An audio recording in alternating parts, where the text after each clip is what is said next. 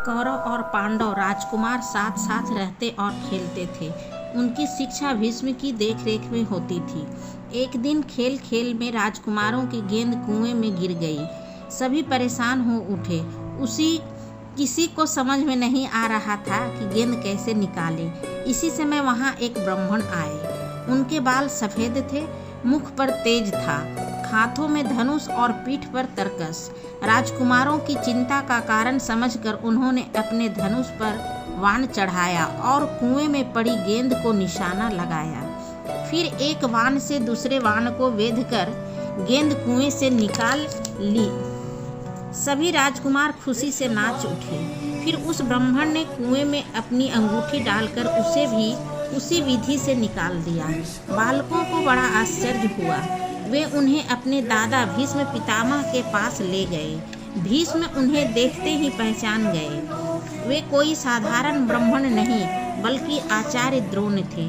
भीष्म ने राजकुमारों की शिक्षा उन्हीं के हाथों में सौंप दी। आचार्य द्रोण महर्षि भारद्वाज के पुत्र थे। उन्होंने अपने पिताजी से वेद वेदांत और धनुर्विद्या की शिक्षा पाई थी। द्रोणाचार्य के एक पुत्र था, उसका नाम था अश्वत्थामा। द्रोणाचार्य की देखरेख में राजकुमारों की शिक्षा दीक्षा होने लगी। एक दिन आचार्य ने शिष्यों को नया पाठ दिया। क्रोध नहीं करना चाहिए, सदा सत्य बोलना चाहिए। दूसरे दिन सभी राजकुमारों ने सही सही सुना दिया। एक युधिष्ठिर को ही पाठ याद नहीं था। आचार्य जी ने उन्हें डांटते हुए कहा, सभी बच्चों ने सुना दिया, तुम उसे भी याद नहीं कर पाए। युधिष्ठिर बिना झुंझलाहट के बोले, आचार्य जी, आधा पाठ क्रोध नहीं करना चाहिए तो मुझे याद हो गया, लेकिन दूसरा आधा सदा सत्य बोलना चाहिए। इस पाठ को यदि मैं अपने जीवन भर में भी सही सही याद रख सका तो अपने को धन्य मानूंगा। और सचमुच एक युधिष्ठिर ही सत्य का पाठ जीवन भर याद रख सके। शिक्षा पूरी हुई। परीक्षा की घड़ी आई। गुरु द्रोणाचार्य ने पेड़ की ऊंची टहनी पर चिड़िया का एक पुतला बंधवा दिया। राजकुमारों से उसकी आंख में निशाना लगाने के लिए कहा। सबसे पहले युधिष्ठिर आए। जब वे निशाना साध कर खड़े हुए तो गुरु द्रोण ने उनसे पूछा, बेटा युधिष्ठिर, तुम्हें क्या दिखता है?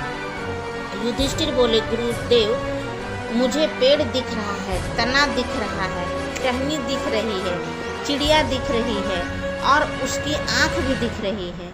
आचार्य द्रोण बोले, युधिष्ठिर, तुम वाण उतार लो, तुम्हारा निशाना चूक जाएगा।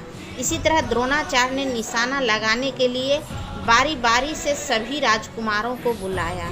सभी से वही प्रश्न किया, तुम क्या देख रहे हो?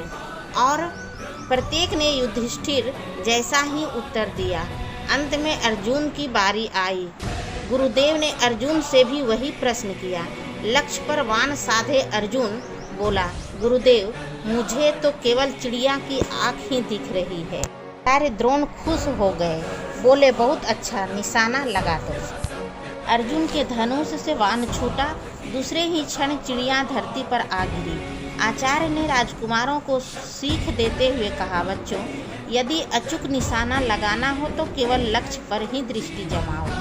जो कार्य करना है ध्यान केवल वही रखना चाहिए, तभी सफलता मिले।